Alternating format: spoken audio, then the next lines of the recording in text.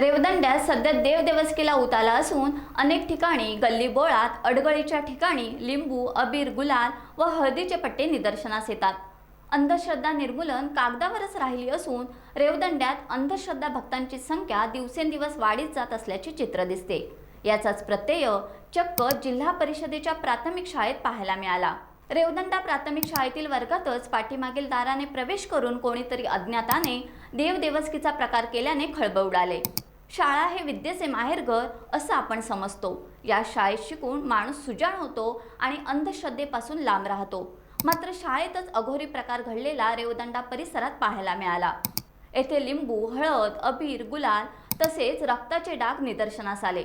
मात्र देवदेवस्कीसाठी शाळेचा वर्गच निवडल्याने ग्रामस्थ तसेच पालकवर्ग यांमध्ये चिंता पसरले। याबाबत रेवदंडा पोलिसांनी रीतसर पंचनामा केलाय। गेल्या स्थानिक स्वराज्य निवडणूक दरम्यान चौलमधील दादर येथे अशाच प्रकारचा देवदेवस्कीचा प्रकार उघडकीस आला होता। आता या परिसरात अंधश्रद्धा निर्मूलन समितीने तातडीने लक्ष देण्याची गरज आहे। टाइम्स डिजिटलला लाईक करा, सबस्क्राईब करा, शेअर करा आणि बेल आयकॉन दाबायला विसरू नका। पाहत रहा टाइम्स डिजिटल।